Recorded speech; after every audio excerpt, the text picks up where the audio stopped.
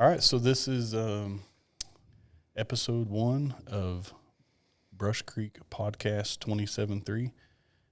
Chance Tudor and myself, Chaz Truehill, have decided to just be windy on the mic and share a little bit of our thoughts when it comes to the outdoors in the northeast Oklahoma area, for that matter.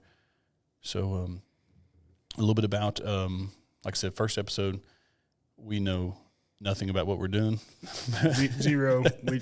We don't know anything about podcasts. Chaz knows way more. He's been on one at least. Yeah, I've been on one, so I'm pretty much the professional. And I wish Logan was here to tell me what button to push. But so far, I think we're rolling. We're recording. So a little bit about Brush Creek Podcast 27.3. We picked the name because of the ties that we both have to Brush Creek, which is a creek here in northeast Oklahoma that flows to Lake Uchi. And obviously, for all the local viewers, they know about this, but some of them might not. Chance, if you want to tell a little about Brush Creek. So I grew up on Brush Creek, basically. Moved to that area when I was about 3 years old.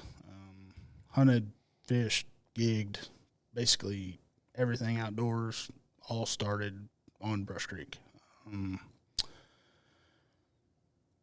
Now I live on the lower part, on the opposite side of the creek, so it's kind of a totally different perspective as to where I grew up. And now you're kind of over there with me. Yeah. As far as hunting. Right. So I grew up here in town, so I didn't have the leisure of hunting in the backyard, and was introduced to hunting at a little bit of an older age. Waterfowl hunted when I was younger, but deer hunted came when I was, closer to probably 20, so probably 15 or so years I've been deer hunting. But I have some family on the Brush Creek side that he grew up on, who has a large section of land I've been hunting on for quite a while. Yeah. Since we're in high school? For sure, yeah. I mean, as far as, coyote hunting, deer hunting, maybe some armadillos and hogs, whatever's out there. Armadillos for sure. Yeah, and I grew up hunting that on the latter part of my youth and early adulthood, and then like Chance is saying, he lives on the opposite side of the creek, and just so happened that I actually acquired some land to hunt there from my wife's family, so. I actually butt up right to Chance. I was hunting there. He's in my backyard. Yeah, I got to watch him, make sure he's not looking at my bucks too hard. He doesn't live there. I do, so. Which is scary. Chances kill a lot of big deer, so I don't sleep good at night during the rut. No, I stay on my side. But I was hunting there for a couple years, and then that piece of land come available. He purchased it and built a nice house there, and now we're both. What's cool. We get to. From hunting, like at my in-laws and sharing pictures, and what's weird is like how often you don't have the same deer. Like we literally 100%. Hunt the same 200 acres maybe or whatever. Yeah. I mean, yeah, for sure, and totally different deer. Yeah, there's times that don't. There'll be some. Yeah, there's times that buck I had him last year. I mean, he hadn't been here at my house in a week, and I've got him over here now. But there's also times like, hey, do you have this deer on camera? Like. What? Where did he come from? Yeah, and that has been good and bad for each one of us. And they just travel so much. Oh yeah, and he'll have a buck on camera that I would die to have on camera, and then vice versa will happen, and with me as well. But he's a better hunter than me, so I don't know about that. So Brush Creek Podcast. So that's a little bit about why we chose to call it Brush Creek Podcast. In the idea that we both, at some sort of way, have grown up, especially our adulthood and the latter part of our teens have grown up hunting Brush Creek. Yes. And even on the lakeside, I mean, fishing Brush Creek and gigging in Brush Creek. I mean, for new viewers that don't know what gigging is, that's here in Delaware County, it's a luxury to get to go after non-game fish with this. For people that know this, obviously they're probably shut up, Chaz. But for people that don't know, like we're actually in boats with lights, gigging at night. Gigging fish with a 3-pronged or 2-pronged or 1-prong metal gig. And, fork on a stick, basically. Fork on a stick on a 15-foot stick or a 13-foot stick, and we're eating them and living the life. We're in God's country, so it don't get any better. It doesn't get any better at all. Creek banks around Uchi don't get any better. So that's why we chose Brush Creek. I mean, to us, it's it's one of the creeks that feed Lake Uchi that I live on, and Chance lives close to Lake Uchi, and we grew up, just being on Brush Creek and a lot of memories there, both sides of the creek. As far as 27:3, for those of you that don't know, that is a Bible verse that I think fits Chance and I. It could have been written just for us. Right. In Genesis 27:3, the Bible says, "Now therefore, please take your weapons, your quiver, and your bow, and go out to the field and hunt game for me." I read that the first time. I was like, "Yes, sir, I can handle that." We can do that. I can get my Matthews. We're elite. We're elite, and we'll go hunt wild game. And so that's I thought kind of cool. Brush Creek Podcast 27:3. So that's kind of how we come up with that. Just on a high level, we grew up on the creek, and man, there's a lot of memories there. And of course, Chance, I'm jealous. I envy him that he's got the better memories, probably as a kid, just being a young kid. And I was introduced to Brush Creek through my sister until I was probably closer to 14 or 15. So I missed some of the early on memories, but definitely both great times for sure. Yeah, and it's basically, as far as the creek goes, I mean, property owners, they've all stayed about the same. Mm-hmm. I mean, for the most part. It's not just a lot of places to acquire land throughout the Brush Creek area, right, really. Yep. I mean, it's mainly big tracts and, scattered in and out. A few smaller ones, but mainly it's the same household names. Same families, yeah. Yeah, that's the unfortunate part for the viewers that are wishing they were part of Brush Creek. Is it's tough to get in there. Yeah, for sure. So we're blessed for sure, to say the least. So a little bit about each one of us. So now you know about why Brush Creek Podcast, why 27:3, where we're from, which is Jay, Oklahoma, like I said, God's country, Northeast Oklahoma, Green Country. So a little bit about each one of us. I'll go first. For those who don't know, my name is Chaz Truehill. I work at L&L Outdoors here in Jay, Oklahoma, a big gun store. I'm also a bell bondsman for O'Leary Bell Bonds for Laramie. I've been hunting, man, since I think I've started waterfowl hunting when I was 12 years old, and I'm now 36. So, 24 years of chasing feathers, and I've guided. I've been all over Oklahoma and Kansas and Missouri and Arkansas. Had a good time at that. I used to have I was kind of spoiled in a sense. I had a lawn service in the summer through college, and then a guide service in the winter. So I was living life. I'd save up a little bit of that green grass money, and then take off chasing birds with some guys from the Grove area. And we guided and chased waterfowl, like I said, my whole life. Probably didn't get a bow in my hand. I was telling Chance that before we started this. I want to say I was probably closer to 20 before I shot my first deer with the bow. And I'm nothing against rifle hunting. I mean, I think rifle hunting's great. I've only killed, I think, 2 deer with a rifle. I thoroughly enjoy bow hunting, so I've killed quite a few deer with a bow. I mean, I grew up waterfowl for the most part. A lot of coyote hunting, a lot of deer. Big game hunter as of the past couple weeks. Big moose hunter. Big time moose hunter now. Yeah. But no, I grew up mainly, I would say if you ask me what's my passion, I'd probably say it's waterfowl hunting. And as age has come, I've started to slip away from that passion and grew more of a passion for deer, just because of the idea of how hard they are to hunt. And it's more of a challenge. Oh, 100%. And of course, I love fishing, love gigging. I used to do a lot of bow fishing, tournament fishing across Oklahoma. A couple times state champion and hit some big money up in the U.S. Open a few times, but kind of give that rat race up. I got tired of drinking Monster Energy drinks and staying up late. So a lot of late nights. A lot of late nights. And that was a Bass Pro deal, right? Yeah, Bass Pro. We actually, we placed third out of 275 boats and got big fish, and also placed fourth out of 275 boats the following year. yeah, we had some. You got one of those big checks. Got a big check. Yeah, I took it to a big bank. Happy Gilmore checks. And had to take it to a big bank. So, but no, that's a little bit about me. Like I said, just a local kid that grew up, chasing birds, chasing deer, and chasing my boys. My wife Jessica, who's my high school sweetheart, and we have Max and Rex, who are our boys, and then we also have a boy named Michael, who we've taken in, and he lives with us, hoping to get another big check in the NFL maybe one day. Yeah, maybe keep them legs going. Blindside movie, huh? But no, so that's a little bit about me. Me and my wife. My wife's a big deer hunter. She loves. She shoots a crossbow and a gun, and she likes if it's Brown's down. She's a killer. She's a killer for sure. Can I kill one more? Like sure. Like during doe days, she just wants to keep going.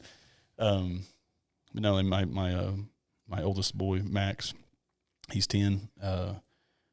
He's got him a little bow now, starting to shoot a little bit, and he's killed the deer with a raven, and killed the deer with a few deer with a rifle. So yeah, he's coming up strong. Rex is still too young, but I'll be introducing him to the outdoors too. So that's a little bit about myself, a little bit about who I am, where I come from, my passion, and anyways, I'll let Chance talk about who he is. All right. I'm Chance Tudor. Grew up here in Jay, Oklahoma. Graduated from Jay High School. I work here at L&L Outdoors with Chaz and all the rest of the guys. We got a good team, some good dudes. I also own Brush Creek Skull Mounts. I don't know if you guys can see behind us. There is a couple skulls. Those are ones that I've done. Been doing that about 10 years. Really enjoy it. He's good at it. Get to hear all the stories, all the deer hunting stories, and that's what we love. Yeah. That's why we're doing this. Love whitetail hunting. That's probably my number one. Chasing big whitetails. Absolutely love it. Mainly with a bow, but I ain't above it with a gun. For sure. Kill a whole lot of deer. Yeah, muzzleloader gun, but mainly bow. Just because the season's so long, and that's what you get to do it with the most. Yeah. It's such a challenge for sure. Love that. Gigging would be they probably go hand in hand. Love it. I've done it since I was born, basically. Just an awesome sport. We have a gigging tournament every year. Been fortunate enough to win it 3 times. Me and TJ Thomas. He's a real deal. TJ's the motor man. I'm the gigger. We've had some pretty good success, and fishing, love crappie fishing, catfishing. We catch the far out of sand bass. Yeah. Just basically any type of fish, any type of game we're after. That's what we do. If we can eat it, we're chasing it. And that's the whole thing. We love eating it, figuring out new ways to cook it. I love cooking anything. If you can't tell, I'm not a small individual. We just absolutely love everything outdoors. Yeah, for sure. Yeah, high level. Yeah, that's a glimpse at. Of course, the idea of this podcast, right, is to not be high level and to start dissecting each story, each hunting trip, get into everything, cooking all the details. Like, how do you do it? How do we do it? Right. What broadhead? What bow? What stand are you using? What tree saddle are you using? Well, we don't. I'm out on the tree saddle. Way too big for that. We don't do. No. I tried it for about a half a day, and it was not for me. But no, I mean, we'll just talk about everything, and I think that's going to be the funnest thing about Brush Creek podcast is especially for the local people. They're gonna be like, yeah, I know exactly what he's talking about, and for people that maybe aren't local, they maybe learn our ways here and what we enjoy doing and what we enjoy hunting, how we enjoy. For instance, goose. I've heard it 1,000 times. The best way to cook goose is do this, blah, blah, blah, cook it on a board over the fire, throw the goose away, eat the board. Eat the fire and the board, Anything but the goose. And I'm telling you, like, you ask my family, what's your favorite thing to eat? And they're all going to be like, goose, 100%. So sure. One day when are you going to make goose for me? Yeah, exactly. How many times you heard that? 1,000,000 times. And so, that would be my goal to teach you guys, here's what I do when I make goose. Or maybe you guys write in and say, "Hey, here's a recipe I'd like you guys to share with the viewers," and we'll share your recipe tonight. I actually I brought Chance some food before we started the podcast, and I'd cooked some ground deer on the Flatstone or Blacktop, and yeah, it was good. It was something different. We used some chorizo and made some tacos out of it. It was good. It was bussin'. Some people are like, no, ground good. deer's not for me. I mean, man, it's awesome. If you can chase it in the woods and eat it, there's a good chance I'm right there behind it. 100%. I don't know. I mean, as far as we talked about what we want to get into, first episode, and Chance even said I listed some episodes to see what do they do, what do they talk about, how do you do a first episode? Like, you got to jump in and get after it and see how it goes. That's exactly what we're doing. So we don't know what's going on. We sat here for 5 minutes trying to figure out how to hook up turn the camera on, and then another 15 minutes trying to figure out how to run this board. If you can see at the bottom of your screen, it's I don't know. It looks like something from outer space. I told them just mute all that other stuff, turn our mics on, turn the headphones on. I think we're good. So, and it says it's recording, so I think we're doing something. So when we started to look into the podcast, like it seemed easy, right? You just, this will be easy. Just let's start a podcast. Buy a mic and a headphone, and this should be easy. But after a lot of research and a lot of ups and downs and figuring out, I think we somewhat got something set up. So then I wanted to set it up at my house because I have a building that we're adding on to kind of just host bigger events and birthdays and we have kids come over to our house for Bible studies and stuff. So wanted to have a little place out there. I said, hey, we'll put it out there, and wasn't quite done yet. Chance said, I can put it at my house, but right now I got 10 elk in there, and a bunch of deer heads, and just not any room. So. Yeah, we were out of room, so I think I was just kind of nonchalantly talking about it, and Larry said, hey, come up here real quick. It was actually on Customer Appreciation Day. It was like the busiest day ever, and he was like, I want to show you something real fast. So we ran up here where we're at, which is L&L Outdoors. We're in the conference room. And he said, why don't you just put it right there in the corner? We'll just leave it set up. I think it'd be cool to have Brush Creek Podcast, set up here. So of all days, I never thought that was going to be the day. Like, we're busy. Like, I'm talking busy. He said, hey, we got just a minute to run up here real quick. So obviously, it's something he wanted to do. I didn't feel like I was bothering him about it, but I think we're eventually going to maybe kind of decorate this up a little bit. We were so excited. On the wall or something. Right, yeah, we're going to make it look kind of rustic, kind of cool. But the cool thing about it is like we're here. It's late. And we don't have to worry about customers coming in, phones ringing, doors are locked. Man, just we can get away. Right, we can get away. People stopping by. Right, we can just get up here and do our thing. Wives aren't hollering at us out the kitchen window. Yeah. So yeah, we're gonna probably make camp right here. I think that'll be the idea of where Brush Creek Podcast gets filmed. So then, in the event of bringing people in and out, guests that we're gonna have, we're set up for 4 mics. Right now we've got 2 because obviously it's just him and I.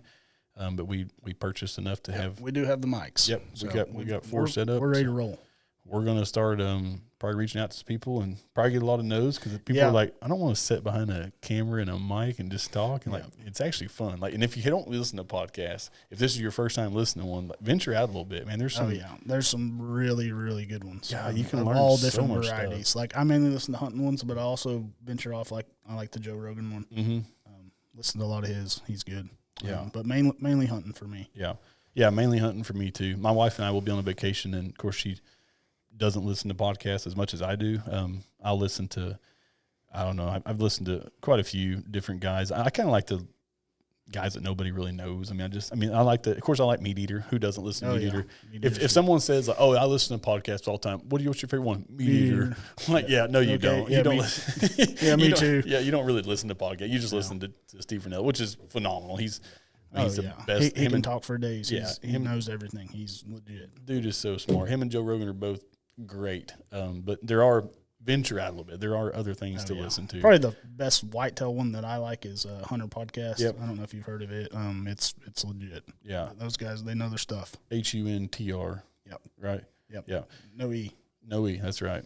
So, and another one as far as local, which kind of goes right along with what we're going to be doing, is it's just that local green country outdoor talk is what we mentioned a little bit ago is Battle Branch Boys. Yeah. And Chaz was on their show. Yeah. We got to be on there a few weeks ago. Yeah, it was awesome. Came back from a moose hunt, which if you guys ever want, we'll go into detail on that, or you can jump over to Battle Branch Boys podcast, and it's episode number 4, and it's it's about a 2.5 hour episode, but it goes through all the details of a moose hunt I got to go on, a once in a lifetime hunt, and it was oh man, it was awesome to say the least. But yeah, so I just got to do that. And like I said, Logan Shelley is the and Chase are the host of it, and Logan's a pastor there in Colcord, another local town. Yeah, not too far from here, and a phenomenal guy. I mean, Logan and Chase both are just, man, they're just great down to earth people. We want to be something, similar to that. And I didn't even know that was kind of cool. So we were actually, Laramie and I were on the way to Wyoming for this moose hunt. And I told him, I said, I think Chance and I are going to start a podcast. And he's like, really? Man, that's cool. And I was like, what are you going to talk about? Man, just hunting and cooking, probably. Like hunting, cooking, fishing, gigging. Yeah. Whatever's on our mind for the week. Yeah, if you want the day. You want to find out about it, we'll just tune in. And he said, oh, and Laramie's always going so fast. He just never slows down. Yeah. And I didn't even know that he had been talking, but so I said, hey, Chance and I are going to start a podcast. Oh, really? Cool. Yeah. Oh, by the way, Logan wants us to do a podcast when we get back from this hunt. And I was like, no kidding. So it just worked out that he said, now that I told Logan when we get back, we'll have a moose story. So we got to make sure we kill when we got here. Yeah. So a lot of pressure, like can't bring home a zero. Right. And at the time, Logan hadn't released his podcast yet. He was trying to record so many shows before he just did a mass release and then start to do one, I think, weekly or bi-weekly or whatever. But yeah, anyway, so that's found out that I was going to be on a podcast about 5 seconds after I told Laramie I think I'm going to start a podcast. So I told Chance I'm a professional now. I've been on a podcast. I'm the professional of the bunch. So we got some local guys starting podcasts around the area. So there's going to be a lot of info out there. You'll have to check them out, check us out. Yeah, for sure. There'll be it's like I said, podcasts are fun. And back to podcasts, like venture out a little bit. Like what I was saying about my wife and I, she don't listen to deer hunting podcasts, right. But we'll be on a vacation, kids are sleeping in the back, and she'll put on like a murder mystery or something. And man, you can get tuned in. My wife, Kristen, that's murder mysteries and like the scary stories, spooky, scary stories. Yeah. That's like every morning while she's getting ready. Yeah. You feel like you were there at the crime in 1987 at the old Get and Go gas station. They have like the little eerie music in the background. Yeah. Man, and most of them, like the ones she listens to anyways, are true stories, and some of them are unsolved, some of them are, but anyways, I don't getting off track, but just, man, podcasts are great. And there'll be some of you that are just now listening to your first one because you want to hear Chance and I talk. Yeah. Well, I hope we don't let you down because we're not professionals at this. We don't know what we're doing. There'll be those better podcasts out there for sure. But I've started and it's a good way to, and Laramie and I talked about this. You can only listen to so much music and your trip doesn't go by very fast, 4 minutes at a time because of the songs. But man, you get on a good podcast and man, you can drive 200 miles and be like, where'd that go? Yes, exactly. Yeah. Like how far was your trip to Wyoming? How many hours? It was right at about 12 and a half or 13 hours. Yeah. And I'm telling you, I think we listened on the way back. Of course, we were like way hunting mode then, right? Because this is a September hunt, early 1st of September. You're still kind of coming out of fishing mode. So you're not really like, and then that's me anyways. Now Laramie and still Chance, Laramie and Chance stay in deer mode. Even when they are fishing, they're still thinking about deer. We're looking in the woods up there. And I go from, is that a buck rub? Right. I go from thinking I'll sell my bow to just buy a different trolling motor, and then I'm like, man, you can steal my boat in my front yard right now. I don't care because right now I'm in deer mode. I want to kill a buck. But so on the way up there, we listened to a couple podcasts trying to just get into the hunting mode. But after I got to harvest this giant Shiras moose on the way back, we're on cloud nine. We're jacked up. I think we only listened to like maybe 5 or 6 podcasts the whole way back because they were like long, like 2 hours. Yeah, most of them are 2 or 3 hours. Dude, it was like, I'm talking, that trip went by that fast on the way back. So yeah, venture out, find a good podcast. Hopefully ours is informative enough and fun enough and educational that maybe Brush Creek Podcast 27.3 will turn into your number one, and that's what we're looking for. I mean, we're hoping to please all the ears. I was talking to Logan a little bit about, and this will make sense when you get to hear this because this is episode 1.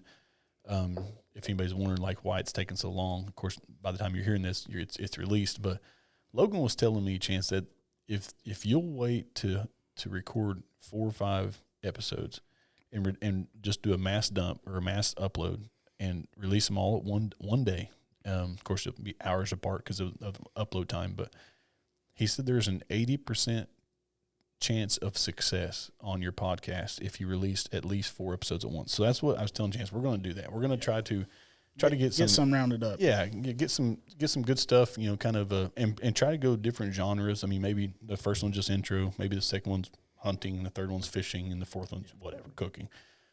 And the idea of that for the viewers, if you're listening to how this is kind of set up, or maybe you're thinking about starting a podcast, is the idea of that if you release one and everybody can't wait to hear it, and it wasn't for them, then they're probably done with the podcast. They're gonna have to wait. Yeah, it's not have to wait a week. Right. You got to wait another week to, I mean, it was cool, but it just wasn't really for me. Well, the idea of, okay, the intro was like all those guys do is talk for a while, and it was really boring. So I went to the next one, and it was about fishing, and man, that was good. And then, or they said, no, that fishing one wasn't even that good. So I went to the third one. Went to so that's the idea. Whitetail hunting. Exactly. Flathead. So that's what our goal will be, is to do 4 genres, all under the same umbrella of the outdoors, and release 4 or 5, whatever we get time to do. Kind of like binge watching Netflix. Yeah, like exactly. You get rolling on one, and you want to keep going. Exactly. Like my wife, she will not even watch it unless they're all out.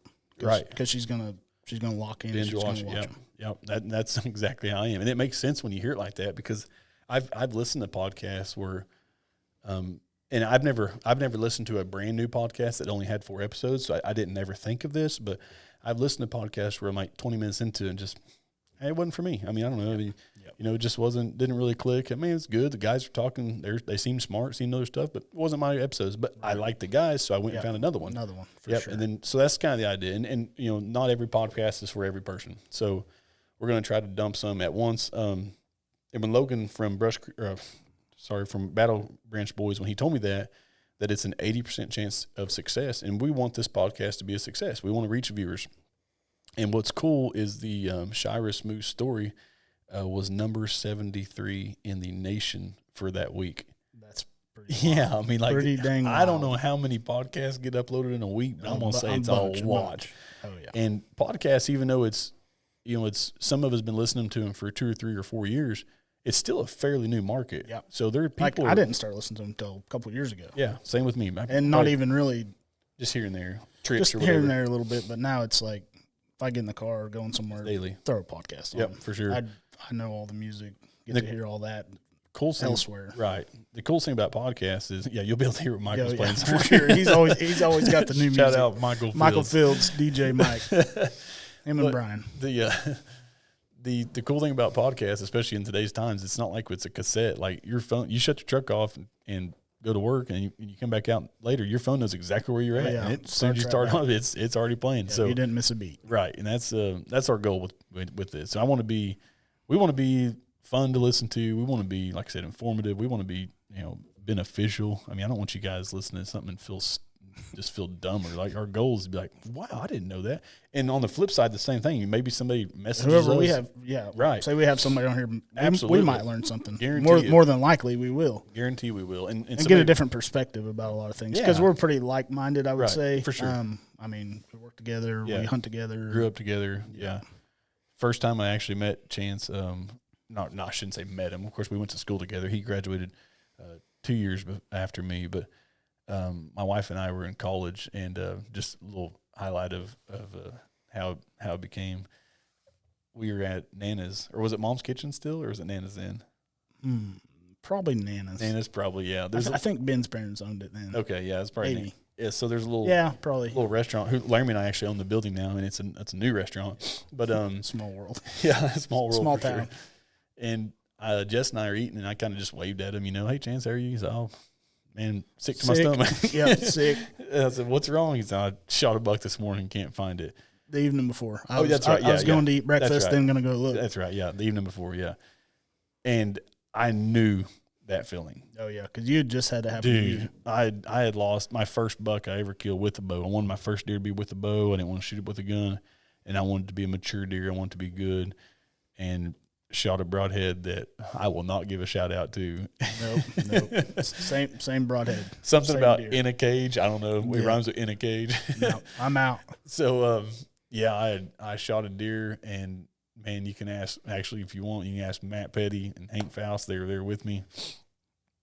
A good buck, a phenomenal first deer, and this thing bled good and then stopped and then didn't. Anyways, yeah, so I'd been through that. I knew what it was like when he was over there trying to eat breakfast, and he said, no, I don't feel good. I said, why? And he was like, I'm thinking he's like sick. You know, we're getting ready to go to college. We're commuting to NSU. Yeah, I was skipping class. Yeah. Going to go try to blood trail this buck that I shot the evening before. And Yeah. that there at Nana's or Mom's Kitchen, whatever you want to call it, that probably pretty much kicked off our friendship. Yeah, yeah. I mean, for the most part. I looked at Jess and I mean, we knew each other, right, but yeah. I mean, we didn't like hang out see all at the the time. lake or, see at school, nothing, just highs and how are yous. And like I said, we're not even at the same table. And I looked over at Jess and I said, hey, I'm gonna skip school today and help him. She said, okay, yeah, that's fine with me. And that's what we did. I mean, I couldn't I thought I know what he feels like right now, and I promise you he's there's no way he's even barely choking this food down. Yeah, I'm about to throw up on myself. It's the worst. For those of you that's lost a deer, it is maybe as bad as losing a relative. No, I shouldn't say that. But it's like, God, it's the most terrible, because it doesn't go away either. Like, especially when it's a good deer. Oh, dude. man. I mean, and a hunter loves a deer so much more than like an anti-hunter activist understands. No, and just when you get to put your hands on that thing, and so I knew what he was going through. I mean, it was like, I was like, I'm going to skip school and go with you. He's like, really? I was like, yeah, if you don't care. And he's like, dude, all the help would be the best. Yeah, for sure. Which we didn't wind up finding. No, we didn't find it. It found him later. It find me. Good buddy of mine, Alan Holt, he gives me a call one day, and he's like, I heard you lost a buck over north of town or whatever. I'm not going to disclose the location. Right. But lease. Yeah, lease I had, little 30-acre lease I had. He was mushroom hunting in the spring, and he's like, I heard you lost a buck. And this was kind of before trail cameras, really. Yeah. I mean, I had some cellular for sure. Yeah, I mean, I had some, but this was a little 30-acre piece I was hunting. No cameras on it. Just go out there and freaking hunt. Back when it was good. But now we're spoiled. Yeah. Oh yeah. Cell cams, feeders, all that. Laser tracing broadheads now. I wish. Alan calls me. He's like, hey, I was mushroom hunting, found a buck. He says, pretty good one. Heard you lost one over in this area. I was like, man, I don't have any pictures of it. I was like, but I can promise you I will know the deer if you show it to me. Yeah. I was like, it's got more on one side than the other. Got a crap claw. Go over to his house. As soon as he holds it's just the skull basically with a little bit of backbone attached. Holds it up, and I'm like, dude, that's him. Yep. And good enough guy to freaking give it to me. Yeah. I mean, not a lot of people out there would do that. Right. Yeah. So I guess we didn't find him that day, but that really kicked off our friendship. And then we started gigging together, hunting together. He give me crap about waterfowl hunting. I give him crap about deer hunting. So, and eventually now we all do it all together. Yeah. We hunt, even with my brother-in-law, John, on his place, we do some waterfowl hunting. I've actually done more waterfowl hunting in the last couple of years than I ever have, really. Yeah. I mean, I used to go out west with you guys a little bit. But it wasn't really my cup of tea. Like, right. I'm deer hunting basically till January 15th. Yeah. It's or want to be anyway. Waterfowl hunting is really fun if you get tagged out real quick. Yeah. Yeah. I've killed my bucks. I've got a freezer full of does. Hey, you got an extra spot in the blind? Come on, man. That's how it was last year. Yeah. I shot one a couple days before Thanksgiving, and I was like, all right, you guys are waterfowl hunting? I was like, I'm ready to roll. Yeah, because we all want to pull the trigger. We just sometimes you got to figure out what your priority is. Like pulling the trigger is fun on waterfowl, and like I said, it's definitely my passion. I mean, I will tell you, like I feel like I'm a by no means trying to brag, but I feel like I'm a very good waterfowl hunter. I'm a good caller. By practice, I grew up just hammering on a duck call and a goose call until I figured it out. And so to me, it's fun. Like I can control birds. Like when they're turning away, I can bring them back. But there is a priority there. Like it's like, do I want to go freeze in the morning and shoot some ducks, make some fajitas later, or do I want to go try to stick that big buck that's on camera right now? And now that I've aged a little bit and the thrill is definitely in deer hunting, I'm starting to make that adjustment to. I hate to say it, but I'm starting to become more of a whitetail hunter. There ain't nothing like shooting a big buck. I'm telling you, if Matt Petty's listening right now, he's so mad at me. I guarantee you. Me and Matt, man, we'd kill birds when everybody else is chasing them stupid bucks. Just like no.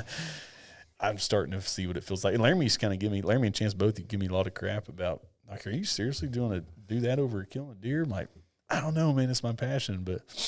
With age, I think it's probably the first time I've admitted it, and definitely the first time being recorded that I've admitted it. Yeah. I can definitely tell you I'm starting to become way more of a deer hunter. And then that's happened the past 10 years. It's not like something that happened last night. But 10 years ago, you were waterfowl.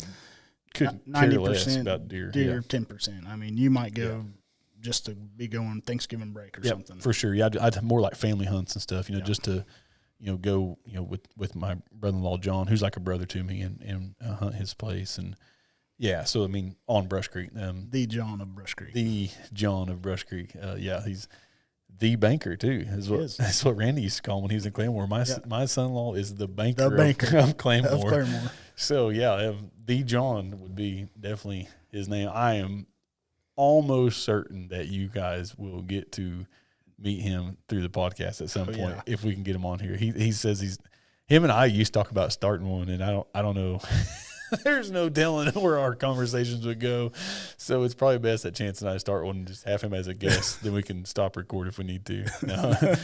John's a lot of fun, man. And he's very, very smart. Oh my gosh, he's so smart. It's actually annoying.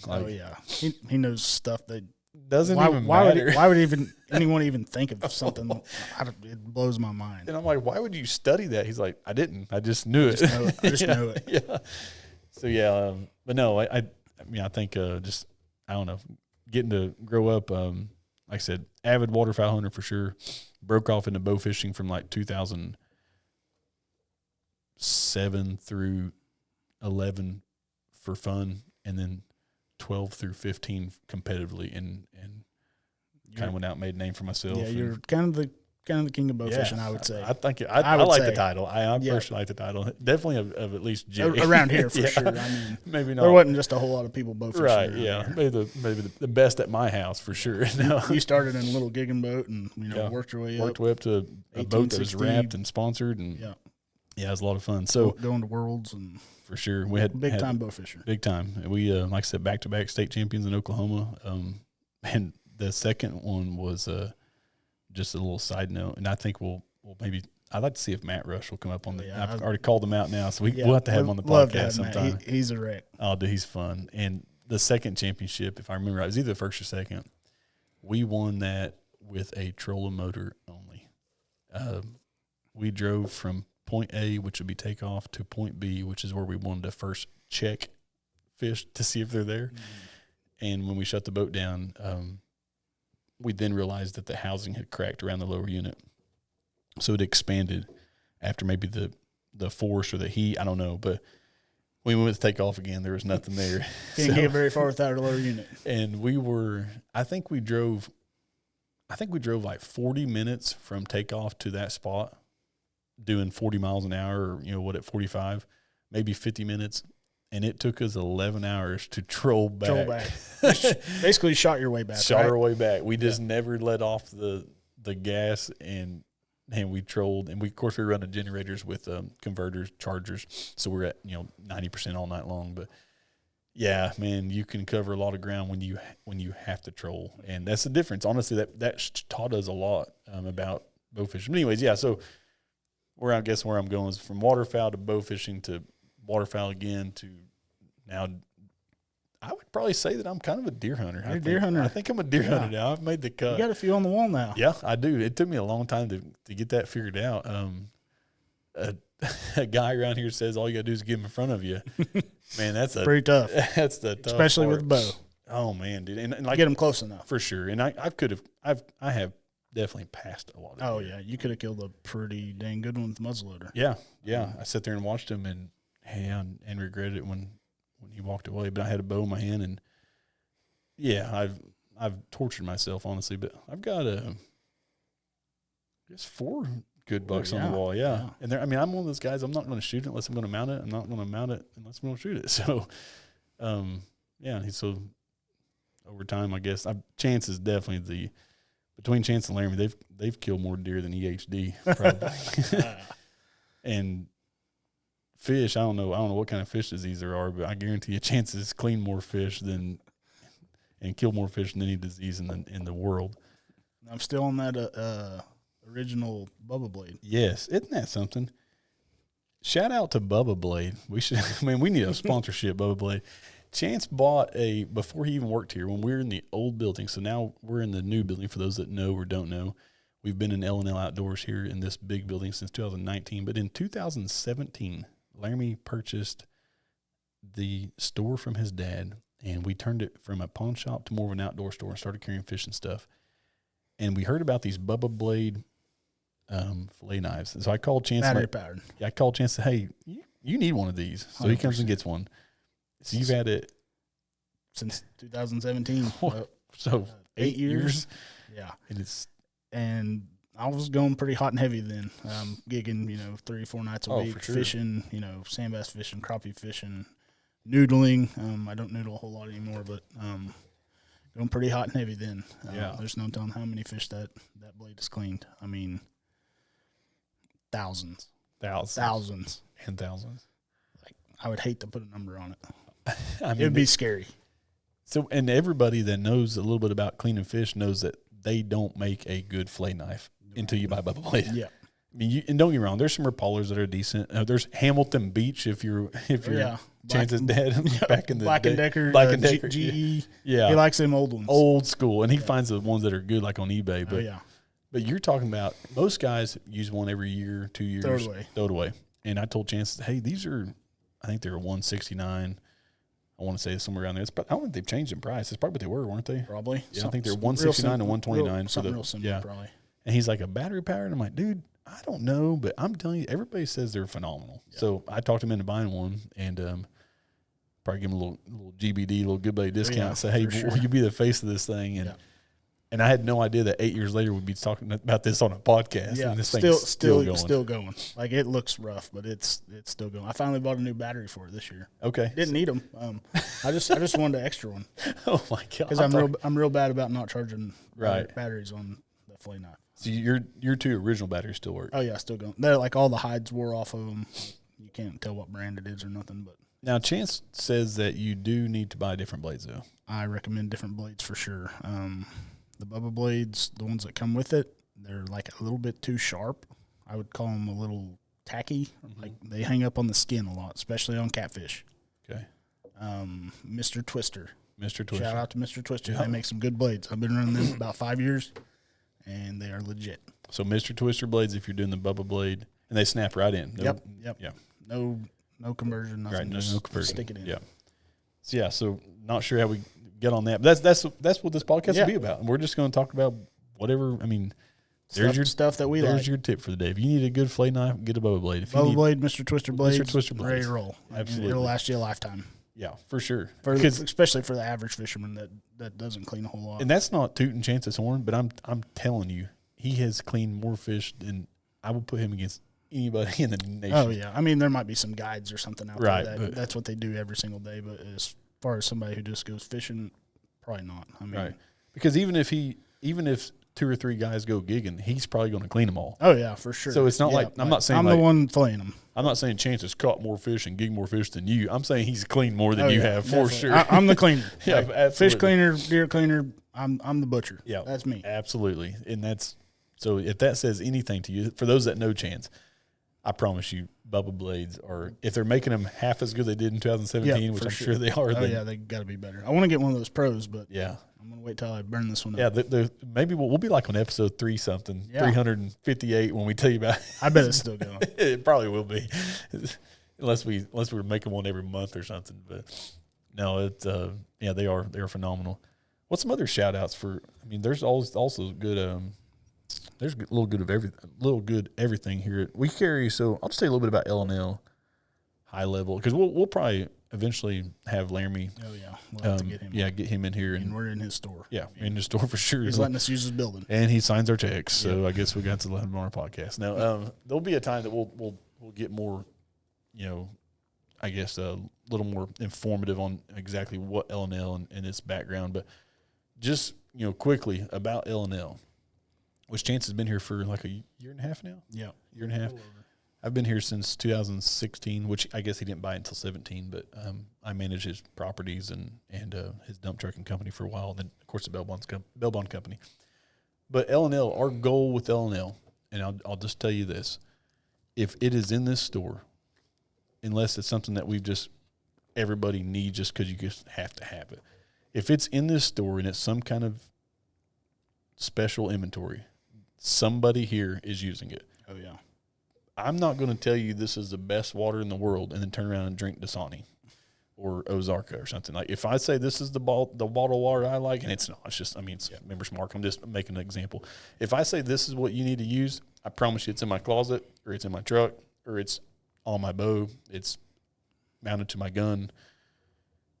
For instance, it's been field tested. Yes, I mean, Sitka gear. Like it took me a little while to get on board with that. For sure. And I have 3 or 4 different colors, and it's a sickness. It's amazing. That stuff's a sickness, man. I remember Amy, Laramie's wife, buying his first setup, and I don't remember what the number was. Back then, I felt like it was a lot of money. I think it was in 2015 or 16, and she bought him like a whole set of Sitka gear, and I was like, "You're dumb. Dude, you spent that much money on camouflage? Like, dude, I can buy stuff at, everybody says, I'll buy stuff at thrift store. My grandpa gave me some. I'm telling you. We're still Walmart camo probably. Right. Or Bass Pro. Or the difference, though, what I didn't understand then is Laramie was warm and I was freezing. Laramie was dry and I was wet. Laramie was getting penetrated by the wind, or not getting penetrated by the wind, and I was getting torn up by the wind. I mean, just, whatever it may be. He was silencing his sound, the science of quiet is what Sitka calls it, and I was being noisy. Yeah. He was condensing his smell, and I was being smell. I mean, I promise you, Sitka has made it a staple in their research and development is top notch. I mean, they have scientists and colleges studying deer's vision, deer's ear, waterfowl flight path, and vision with that. How wind penetrates, how Gore-Tex works. I mean, they're over my head. So, anyways, we sell Sitka gear here at L&L. Chance recently started shooting what broadhead? Beast. Tell us a little bit about that. So, I started shooting them last year. Watched a bunch of videos, all the time watching videos on deer hunting. Broadheads, I've went through, if you name it, I've probably shot it. I know you're stuck on Heartcraft. They don't make them anymore. 15 years or whatever, but I've been from Rages to Swackers to, Muzzies. Everyone shot Muzzies, I'd say. Yeah. Last year ended up on the Beast, 125s, 2.3-inch cut. They open on impact. Shot 2 deer with them last year. They are legit, and they fly like just like a field tip. That was the main thing that I wanted. Something that's going to fly just like a field tip. That's hard to find with fixed blade. Yeah. And I've been off fixed blades for probably 7 or 8 years just because of that. And you're talking about guys that are taking like 100-yard shots, 120-yard shots. Yep. That's how they were testing them. And flying exactly. It's just, I mean, I'm not going to take a shot that far. Like, I'm dialed into 50, but I mean, he'd have to be a large-bodied deer and be standing there for quite a while. Yeah. I mean, 40 is realistically my max. Me too. I mean, I don't like to shoot over 40. Most of the deer I shoot are top pin. I mean, they're 20 yards. I like to make it easy. Chip shots are the funnest, and then you're minimizing the chance of jumping your string, ducking, or hitting the limb that you didn't know was out there. I mean, ducking for sure. So that's the new Beast broadhead. I'm trying to get Chaz on board. I tried to get him to take one on his moose hunt. He didn't do it. I'm sure I'll eventually get there. Right now, I'm stuck on a broadhead.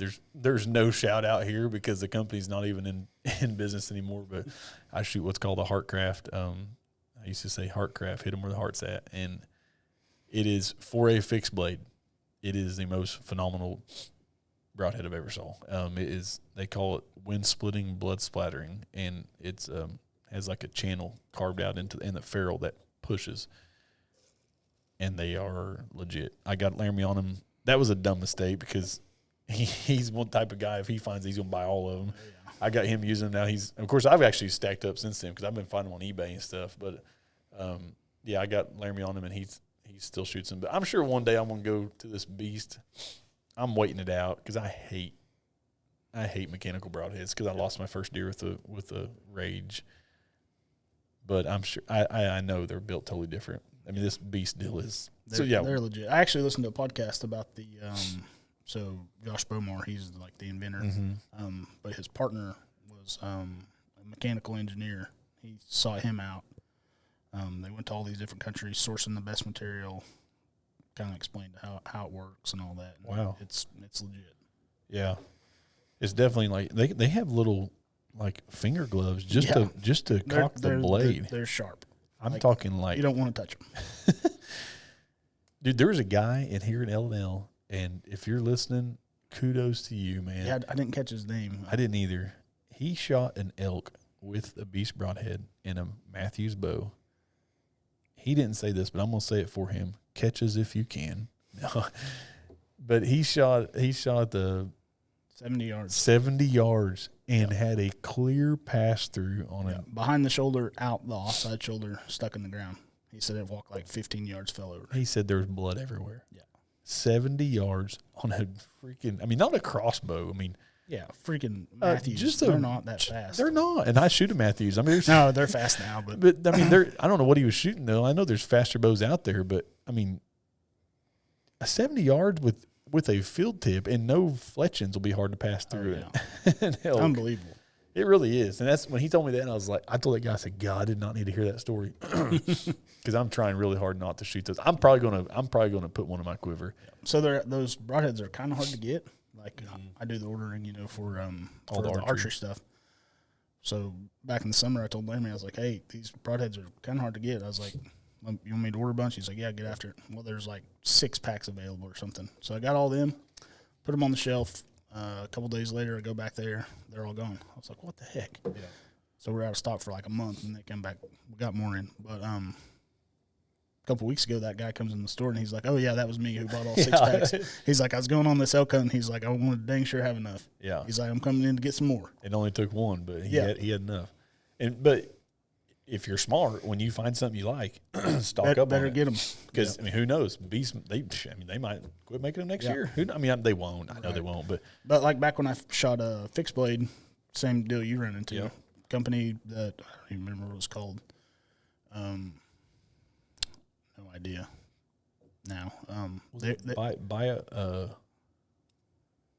golly, what was that called? I think NAP bought them out.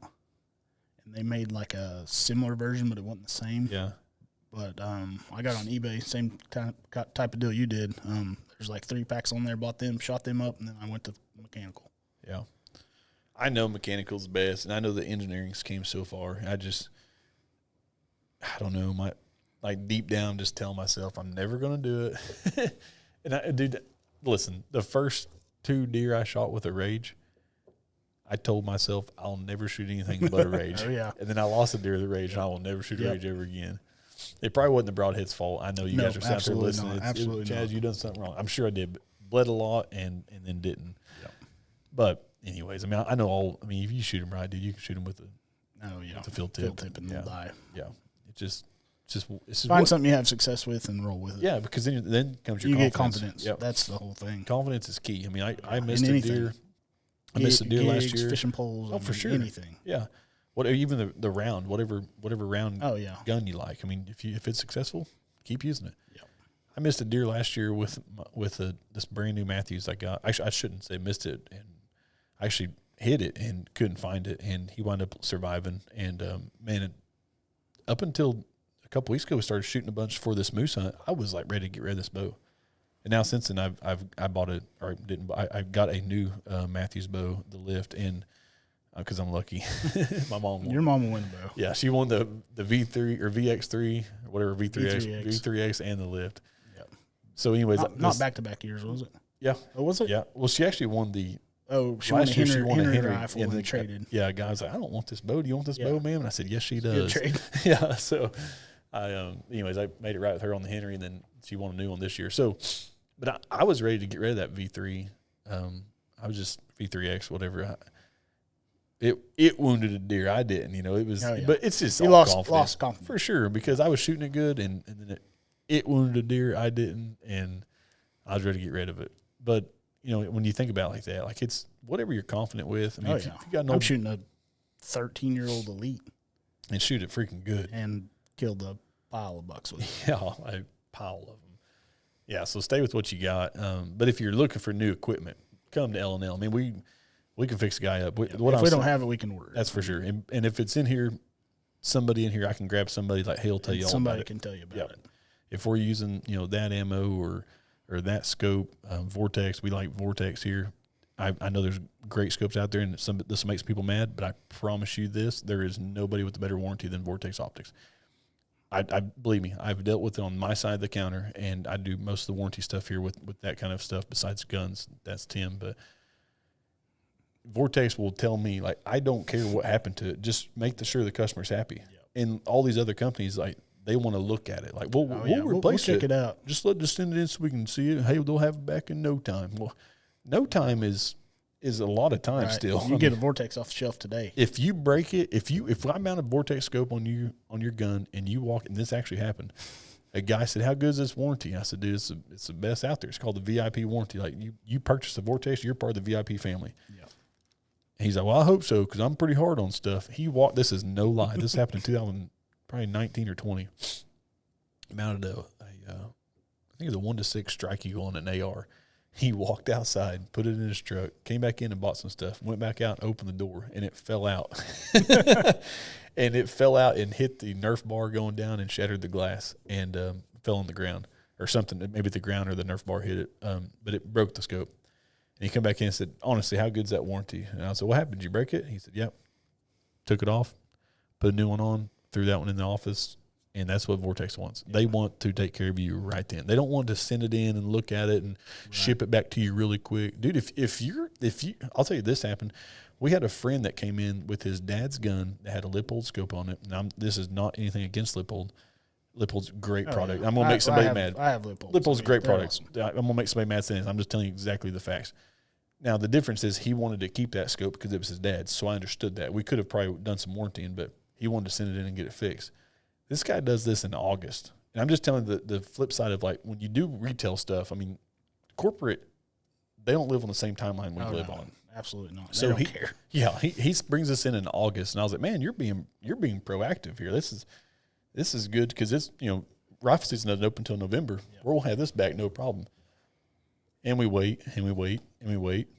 And in February, he gets a scope back, and don't get me wrong, they did a phenomenal job, cleaned it up, and maybe just a bad timing. I don't know what happened, but what I'm telling you is he missed rifle season with that rifle, his dad's rifle, that year because it was at Lippold, or the scope was at Lippold getting worked on. Not the end of the world, but it's a pain in the butt. Well, then flip side of that, the same year, a guy came in, opening morning a rifle, bought a new scope on. No, I'm sorry. He came in on a Friday evening, bought a brand new Vortex scope, mounted it, took him in the range, sighted it in, went hunting the next morning. Gun falls out of his tree stand, shatters the scope, which now you're probably thinking, "Oh, these things must not be very tough." We've had 2 shatter in just 5 minutes here now. But he shattered the scope, brought it in Saturday morning after his hunt. We're open on 10 to 2 on Saturdays. And he's like, "Dude, I feel like an idiot. My scope's broke." I said, "No problem." So I knew where the bore sight was because I had bore sighted it myself, and took that scope off, put the other one right back on, took it back in the range. He killed a deer that evening with it. Yeah. He didn't have to wait 1 week, 2 weeks, 3 days. Same day. Same day. And dude, he was hunting before the sun went down. So yeah, that's what we're all about here, right? We want to take care of our customers. And I know, we want to help you. For sure. We're not just trying to sell you something. We want to help you. Right. Brush Creek Podcast is not, fueled by L&L. I'm just telling you, Chance and I work here. We want to take care of our customers. We want people to have good product. We want people to use what we use because we're passionate about it. Yeah. It's easy to sell you something you're passionate about. I mean, something that we trust. Right. I mean, if you tell me, like, if I'm trying to sell you something that I've never even used and don't trust, it's a little bit tougher to do. Pretty tough.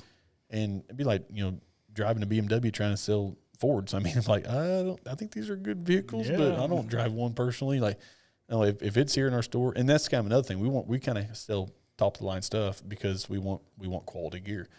Yep. We could probably find some cheaper camo companies, but I'm not going to wear it. I mean, I don't want to get cold. I'm on blood thinner now. I love probably my favorite pattern is Mossy Oak Bottomland. Mm-hmm. But just looks cool. And, it's old school. Looks majestic. Legit. Yeah. But the companies that make it, not that comfortable. More like blue jean material for the most part. Yeah.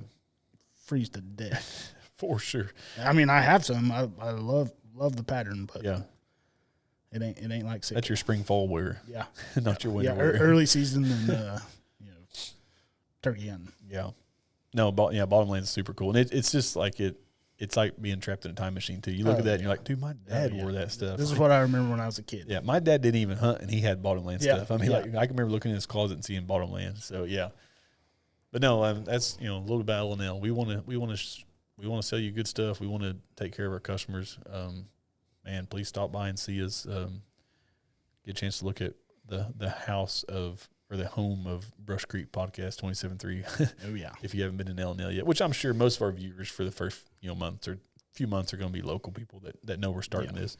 Nobody in New York, us or at least know of us, right? Nobody in New York right now is waiting on Brush Creek Podcast to hit the internet. Like nobody knows about us. But so for the most part, you guys are going like, oh yeah, I knew all this stuff about them. I knew where they grew up. I knew how old they were, and I knew Chaz hunted waterfowl. I knew Chance was a gigging master. But but on a high level, that's a little bit about who we are, what we do, what we want in life. As far as this is the next chapter of our life. Chance and I have talked about hunting by the fire, just the two of us, or with other people, so many times. Like we should have recorded everything. We'd probably be more popular than Joe Rogan if we recorded everything so far. There'd be some good ones. Yeah, we've had some. I mean, we've might have to do a lot of editing. Yeah, for sure. But we've had a lot of good hunts, a lot of good times, great memories. And it's kind of, I guess, the next chapter of what that's going to look like. So, speaking of hunts, you got any coming up? I do. So like I said, I just went on the moose hunt. Man, I'm telling you, once again, shout out to Battle Branch Boys. Please go listen to it. It is, and I think we'll probably go over that sometime here. I think if we can't get everybody to go over there and listen to it, we'll have to record it here because we'll hang it up back there. It's a giant. It's a freaking awesome story too. Yeah, so I went on that. That was September of this year, which is we're in 25. My wildlife specialist accountant signed me up for an elk hunt in Oklahoma. Oh yeah.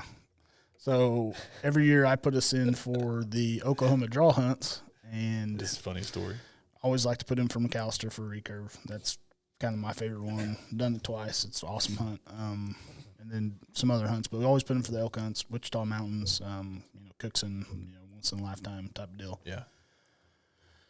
So I put Chaz in this year. I said, I want to go with you guys. Put me in there. So I was like, all right, give me your info. I put us all in. Time comes for draw date. I check first thing in the morning, check my email. I didn't draw, of course. He texts me. He's like, hey, my debit card got hit for $49 or something. I was like, what? I said, it says I drew elk tag. I was like, you got to be kidding me. So I get on there, and I was like, sure as crap, you did. Freaking elk hunt. Get to looking, cow. Which is, still pretty cool. Yeah, for sure. 1st of December or something like that? Yeah, I think December 1st, exactly. It's when I'm going to Kansas. 1st to the 3rd or something like that. Yeah, I was trying to get out of it. He's like, you're not going to. You got to go. Yeah, I'm going to go. I'm going to go kill a cow. Kill a cow, get some meat. 25 will be can't miss out on crazy. You're a moose hunter, elk hunter. You're going on the deer hunt. November. I Missouri rut? Missouri rut, man. That's going to be legit.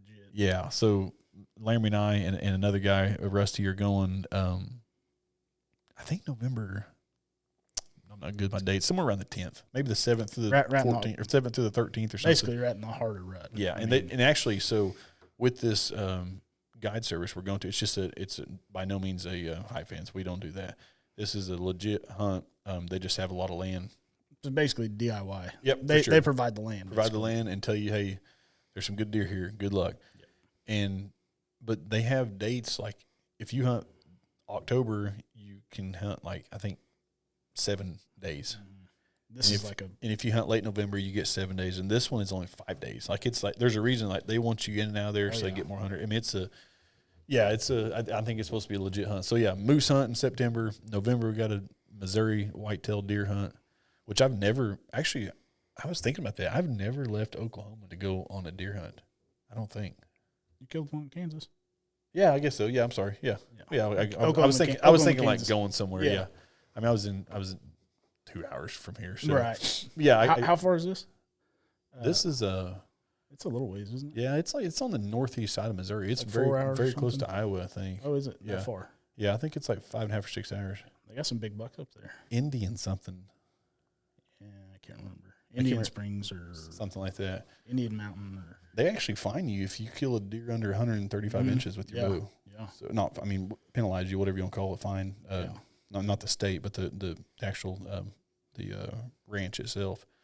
So yeah, I mean, I think that they're producing good deer and they want quality deer killed. I'm over there like, man, 135 inches is a big deer, isn't Right. it? I mean, it is. Especially those big bodies. I'll probably underjudge one or something, but man, if I kill a deer and it tickles me pink, I'll just whip out some more money, I guess. I mean, what do you do? If it gets you going, get it. You better give it CPR.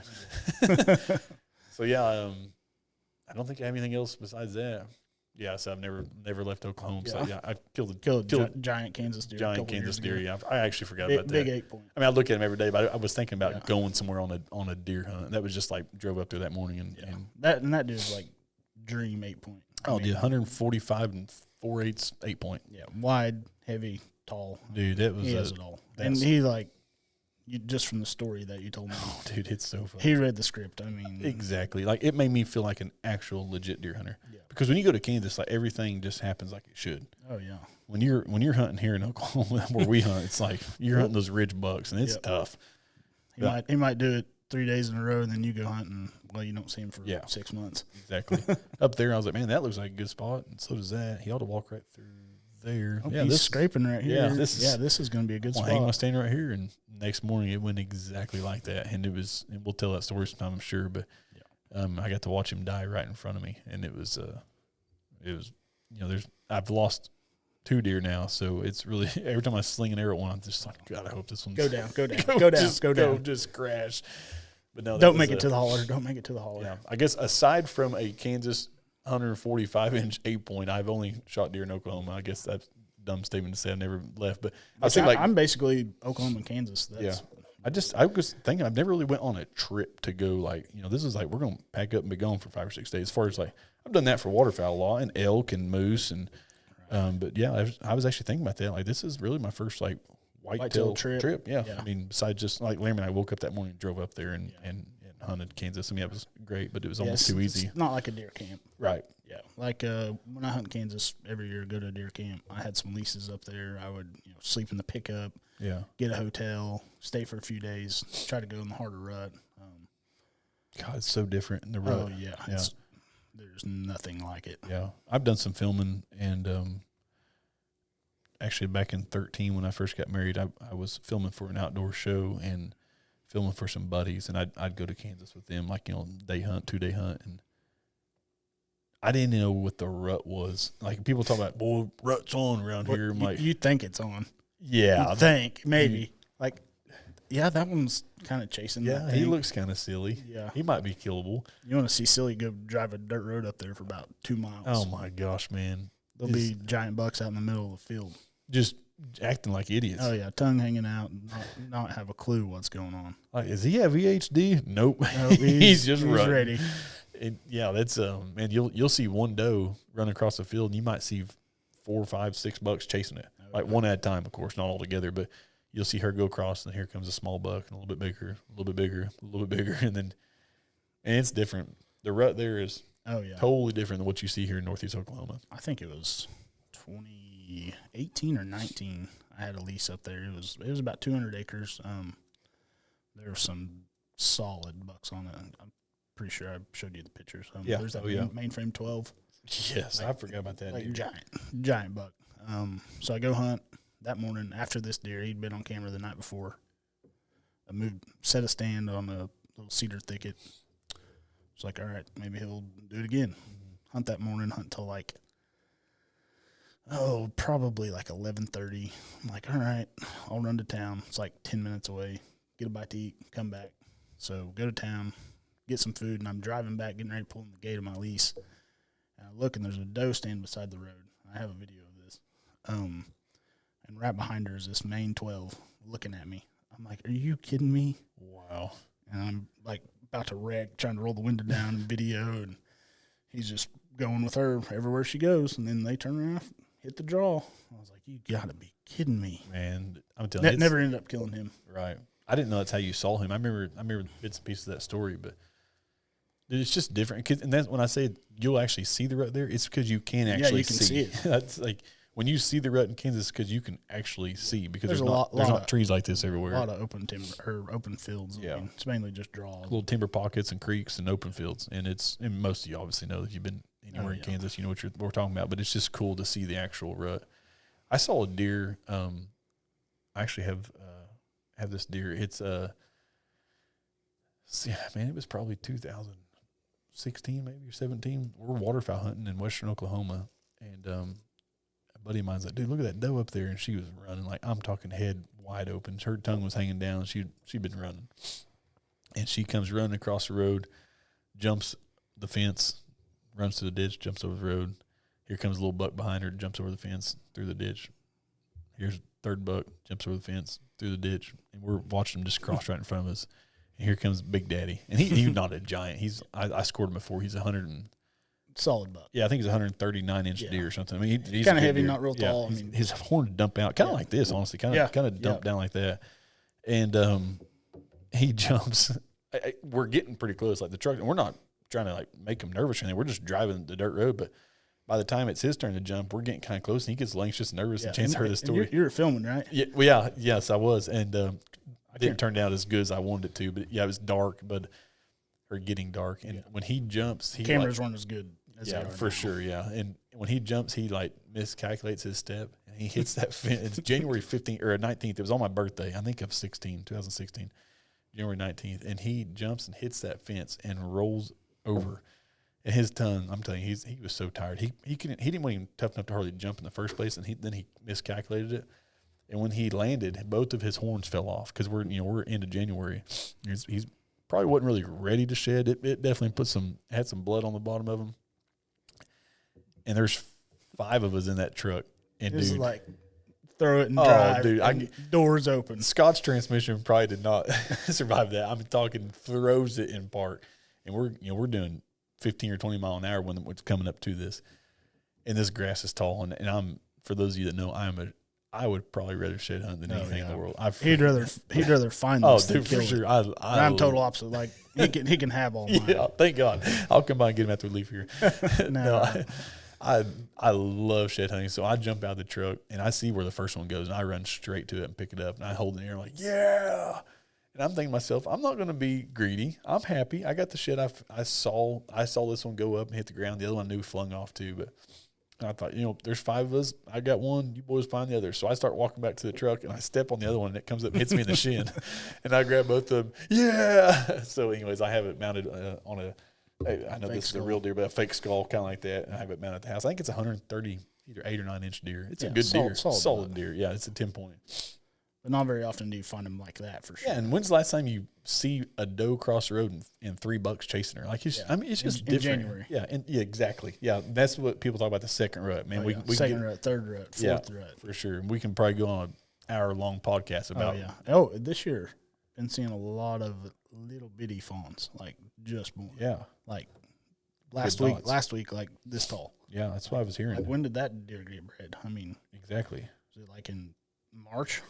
Yeah, we could talk about that kind of stuff for days. I mean, so people that think that, it's November and it's over. Yeah, I'm going to hang it up. It's done. Man, get some corn out there and get back out there. It can only get better, for sure. But, yeah, you think about just the difference of Kansas and Oklahoma, or western Oklahoma, I should say, versus and it's not that they're not rutting here. Oh yeah, we just don't see it because it's so thick, and they have so many places they can be. They can go on one ridge, and if they get kind of nervous, they'll slip down the hole and go to the next ridge. Oh, yeah. And we don't have the numbers either. Right, for sure. Yeah, we're way low compared to Kansas or western Oklahoma. Western Oklahoma is getting pretty prime. Yeah, for sure. They kill a lot of big deer out there. Yep, that has definitely grown into a lot of 200s dying out there. Yeah. A lot of them. And I'm sure everybody that has a lease in western Oklahoma does not want everybody else knowing that. Oh, yeah, for sure. It was a hidden gem for a long time. Yeah. It's getting public, yeah. for sure. Oh, yeah. A lot of outfitters. Yep. They're gathering up all the land.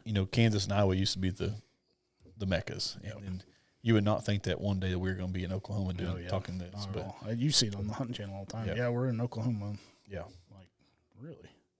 Which, I mean, don't let Chance lie to you. He's killed some giant deer around. I've killed a couple around our area. Even we're west of Arkansas, but you don't have to go too far to find good deer. But you just got to look a little harder. Yeah, for sure. I don't know. That's probably a little bit about who we are, about what's to come. Like I said, when you're hearing this one, there'll probably be 3 or 4 more with it. So if this wasn't for you, grab another one. We'll have a guest next time. Yeah. I think our goal is to try to have a guest as much every as we time. can. Yeah. I mean, for the most part. Yeah, and I think we're not going to be able to work around everyone's schedule. All There'll be the time. times you'll have to listen to us too, but we'll be in the harder deer season. Yeah. Now. It's rolling right now. We're walking right into it right now. I'm a little more on the procrastination side. I don't want to call it lazy because I'm definitely not lazy. I work my butt off, but I've definitely procrastinated. Chance is already hunting, and I'm still putting out corn and cameras. So I got my food plots in, cameras rolling. Yeah, he's a real deal. Shooting lanes ready to roll. I hate dicks and chiggers. Oh, it's so hot. The gnats, oh my gosh. There's supposed to be a cold front coming this week, but it's not looking all that great. Yeah. I tell you what the worst thing is when you can sit there all evening, and don't get me wrong, you'll get bothered by some gnats and stuff, but when you go to draw your bow back, I mean, talking like landing in your ear and your nose, and you're trying to draw back on a doe, or I just hate it's gonna have to be pretty big before I shoot it right now. Yeah, I'm telling you, I just soon wait for a little cold snap, like an actual frost. Yeah, where's the frost? Need it I did put out corn yesterday. Pretty proud of myself. I've got get your cameras going. Yeah, all but get the solar deal figured out. Yeah. Everything's rolling. I've got to go get one more camera that's out in the middle of the woods, and I'm sure I'll be ate up with ticks and chiggers by the time I get him. But I didn't get any today. I don't think. And I got some seed ticks the other day, and of course they don't bother me too bad. I just went and rinsed my leg off, and it's pretty much done. But better than chiggers. Yeah, chiggers. They're no fun. Your dad got into some chiggers. I saw that. He's ate up. He said he went and fed with his flip flops on. Yeah, that was brilliant. Yeah, good idea. He's been scratching them like crazy.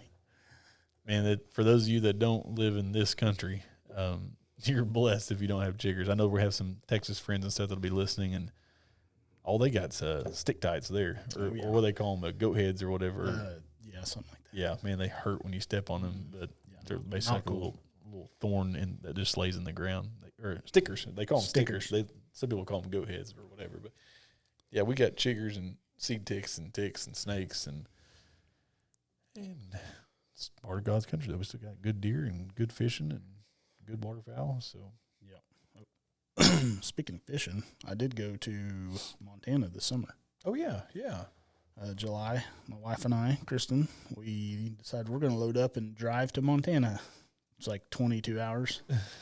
We're gonna, we've been married like 2.5 years. A lot of podcasts. Oh yeah, a lot of podcasts. She read her little book, Kindle thing or whatever it's called, and I listened to podcasts. But we went to Montana, had an Airbnb right on Madison River.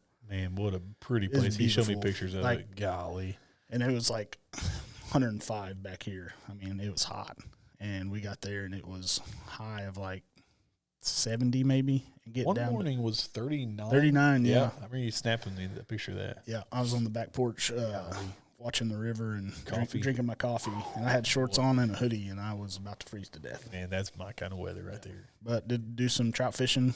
It was amazing. Caught some good ones. Yeah, got a really nice brown. A lot of little rainbows, some smaller browns, but one really nice brown. Yeah, they would say it was a trophy for that area. Cool. It's like 21 inches. I mean, it was a pretty good one. Yeah, that's awesome. Went to Yellowstone Glacier. Was that what it was? Everybody says it is. I mean, what's it? Oh yeah, 100%. Everybody needs to go once. Yeah, Yellowstone. I've been. Yellowstone's amazing. Just a crazy, crazy place. Like, what is even going on there? Right. Like, stuff coming out of the ground. I mean, all the wildlife in the world. I mean, giant elks, bears, wolves. Did you guys see a lot of stuff? We didn't see any bears. No bears, no wolves. But bison and everything. Like that. Bison are everywhere. I mean, they'll cause a traffic jam. You gotta try not to see them. Oh yeah. Saw a lot of elk, mule deer. Let's see, a lot of antelope on the way, like South Dakota, Wyoming. A lot of antelope. I've never been antelope hunting. I haven't either. I'd like to do that. Like to do that because it tastes good. Yeah, I didn't know that until recently. Yeah. I actually always looked at those and thought that probably tastes like a goat, which I'm sure some people out there maybe think goat's great. I don't. Speed goat. Yeah, speed goat. But yeah, I guess they are supposed to be phenomenal. Yep, I made it a couple times. Yep, it's awesome. We ate some of the moose that I just killed. Oh man. Oh my gosh. I'll tell you the best way I can describe moose. It's better than beef. Yeah, for sure. I mean, I'll put my stamp on that. It is better than beef. 100%. It's not gamey. It's no game taste at all. Which so I don't. good. I don't mind the game. I don't taste. either. I like the game taste. But just a beautiful bright red piece of meat. Pretty piece of meat for sure. You gave me some. I went and helped him cut up just a portion of it. Clean up some quarters and yeah. He's like, here, give me a bucket full, and he's like, take it, do whatever you want with it. And I was like, oh yeah. So went home that night, cooked some up, fired up the grill, charcoal. Oh, it was awesome. I'm telling you, like if you say what does moose taste like, it's better than beef, and I'll hang my hat on that. And my wife was like, I think I might like moose better than deer. And I was like, well, don't get used to it. Yeah, because it's a once in a lifetime hunt. Probably not going to be getting a whole lot of moose. I mean, yeah. I might have to go to Canada or Alaska or something. Right. But probably not going to Wyoming. Not doing this Shire stag again. Yeah. I was pretty fortunate there.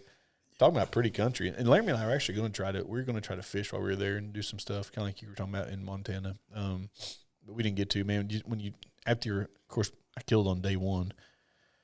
And you got all this meat, and it was actually like 80 degrees there, and it wasn't just like a giant freezer laying there. I mean, so we packed everything up and pretty much rolled on home. Throw it in the coolers. Yep. And roll. So yeah, we were in pretty country. When you think about like pretty country like Montana and Yellowstone, I mean, we're in Wyoming. We were west of Laramie, and west of Cheyenne. Golly, it was pretty. We were in like 8,000 feet. Was around like the barn, and like where I hunted was like 10.5. Man, it was pretty. I mean, I would have loved to have spent some more time there, and try to go back, because I'll never get to go moose hunting again, but I'll probably at least try to go back and just explore it, because it was pretty. Was it hard to breathe? It didn't bother me. So man, I don't know if I acclimate very well. I've been on a lot of hiking trips. Me and my father-in-law, Derek, have been on a lot of high end hiking trips as far as high end country, and I've been a 13.6 before. I've never been any 14ers. I don't struggle too bad with breathing. The only place that I ever had trouble was my wife and I. We went to Colorado Springs, and we went to was it Pikes Peak. Mm-hmm.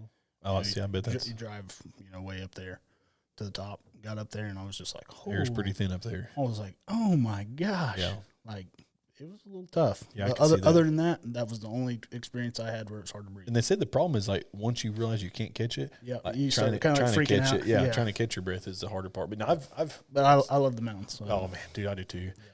I know that we live in God's country because all things we do here. But my wife has a cup that says the mountains are calling my name and I must go. And we usually actually go to the mountains every year. And we try to go to Colorado or New Mexico every year for vacation. We didn't go this year, but yeah, I've got plenty of stories there, backpacking stories and hiking stories and fishing in lakes that a handful of people have saw. Like you're up there, like way up there. I mean, and a fish looks at you like through the water, like it's the first time I've ever seen a person. What are you? Like, I'm a human. And taste like, oh my gosh, unbelievable. Did we flay some fish one time? That was their fillets were more orange or pink than Chance's logo on his hat. Like it was. They're not the stalkers that they're not white. They have they look like salmon almost. Fair taste, like an orangey salmon that are taste phenomenal. But yeah, there's we'll have so many stories to tell. I mean, Chance and I have a note that we share on our iPhones, and we're constantly just adding stuff to it, and people that we think we could reach out to, and we're going to start reaching out. We're going to note. Don't anybody feel like maybe if you're wanting to be on the show, man, holler at us, man. I mean, we're not selecting only certain people. Just hang tight. We're going to do this for a while. I hope I hope, like I said earlier, I hope we're on episode 380 something. Not too long. I mean, I hope we look back like, wow, man, 5 years went by so fast. This has been fun. So there's a lot coming. I mean, our goal tonight was just to intro it, to finally get one under our belt. Yep. Kind of talk about us a little bit. Yeah. Tell us who we are and what you can expect. Yep. Just kind of tell our story, and hopefully y'all enjoy it. Our goal will be, like I said, even just there might be a night we just talk about cooking And Yeah. we'll tell you some secrets that we do that I'm everybody knows Chance is a better cooker than me, but I feel like I know my way around the grill pretty good. And Oh yeah, you ain't no slouch. Yeah, no slouch. And I mean, we both have some things we cooked that were like, oh man, that's This is the best I ever had. Best ever, yeah. my dad, he still says that because you're like, oh, that was the best I've ever had. Yeah, that's Chance definitely he takes the hat on cooking for sure. But I can probably share a few recipes that maybe make you take something that you didn't think was too good and try especially on waterfowl. Like, you got that figured out. Yeah, I've got waterfowl figured out, and rightly so, man. We used to kill as a group. We killed something with it. 1,000 geese a year, and 800 or 900 ducks a year. We had to your figure out how to eat freezer's them. full of waterfowl. Mine's full of deer. Right. Yeah, I had to We'll figure out how to swapping. eat it. Yeah, for sure. Duck fajitas, man. That's where it's at. I'll make some duck fajitas, and they are good. But I don't know. I think that's kind of an intro to Brush Creek podcast, and man, I look forward to a lot of these. I hope that and it'll be up to you guys, if we're a success or not. I guess we can always do them, but if nobody's listening to it, it might get kind of boring. But right.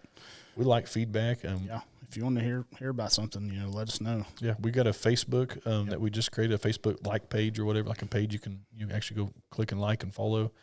It's just Brush Creek Podcast 27:3 or colon, I should say :3. We have email, brushcreekpodcast@gmail.com. Yep. I made that. I don't know if I told you. Yep, cool. I had to do it for the camera when I was setting it up. Gotcha. So we got an email now. We got at some point, maybe Logan or Smake shows that we're going to have an Apple podcast set up and also a Spotify, I believe. I'd listen to most of mine on Spotify. Okay, and see, I'm Apple. My wife does Apple. Yeah, I'm Apple too. I think it just matters. It's the same thing. Yeah. Then we'll have a YouTube because we're going to record. Obviously, you're seeing that. If you're listening, you can. If you want to see it, you can go to YouTube. These will be uploaded at the same time, and so we're doing a video podcast with audio as well. And I think that the catch on that is they say video podcast. Some people can see a glimpse of it, so they'll take something funny or 20-second clip or whatever. And like for the most part, I listen to mine while I'm driving. Me too. But I can pick up my phone and it'll have like the little clip there where you can like at least see what the person Chaz looks like. Yeah, what I look like, or whoever. Sure. Yeah. So that some people watch them. I'm not a watcher. I don't sit in my recliner and watch a podcast. Right. I don't sit in my recliner a lot. We're on the go. Like, man, I'm telling you, we're nonstop. Yeah. So if you like, I'm the same as Chance. I'd rather listen to a podcast, and some people would rather watch them. We're going to have that option if you're a viewer and want to view a podcast, video podcast, and we're going to have, like I said, on YouTube. And I'll put that on sometimes, like if I'm cutting up some deer meat or just kids are gone, my wife's shopping, and I'm just got the house myself. I'll have the big TV going with a cool podcast just to see the guys. Look up and have in the background. They might be showing off a shed. You kind of look up and look at it, but we're going to try to cover what you guys like. And I bought a camera mount for my bow. Oh, cool! Yeah. So he was slap your phone right on the quiver. I took a couple practice shots. It looks pretty legit. Yeah, you sent that to me. That was super cool. I actually need to get one. Hopefully we can get a little footage. Yeah, maybe shooting a big buck. We'll probably do some footage of some gigging. Some gigging for sure. Yeah. Oh yeah, we'll have a lot of fun. This will be. I'm telling you, this will be. I'm going pheasant hunting in South Dakota in November. Okay. So yeah, get a little footage of that. We'll throw up on the tube. Yeah. Well, maybe. Who you going with? Bubba. Bubba. Yeah. Maybe we can get him on here and talk about. Yeah. Yep. We'll have to have Bubba on. He's got some stories. Yeah. Oh yeah. Bubba's fun. Yep. Bubba Dale, number 64. 64. For those of you who grew up J Bulldog football, you know what that means. Yeah, you probably knew Bubba Dale. He was a bulldozer on kickoff. Oh yeah, return. Headhunter. Better look out. Not very big, but he'll knock your lights out. Yeah, absolutely. But no, I think that's in a nutshell. That's what we are, right? Yeah. Anything else you want to add? No, I feel like it was a good first run. Cool. Yeah, hour and 30 minutes. That's about the typical. It felt like 20 minutes. I'm telling you, and you'll think that when you're listening to it, it's like you'll think, "Wow, we just listened to an hour and a half." Yeah, you just did. Yeah, that's. I think that's it. Hopefully, we eventually get a little more professional. We'll have the little, maybe might have like a little intro stuff. Yeah, we'll figure all this out. Right now, we're just maybe a sign or something, but. For now, we're just kind of rolling with it. We're just ready we were just ready to get on the mic and start talking. So I guess here we are. So, All right. I appreciate you guys tuning in. This is episode 1. We look forward to seeing a lot more. So, All right, guys. All right. Thank you, guys. Thank you.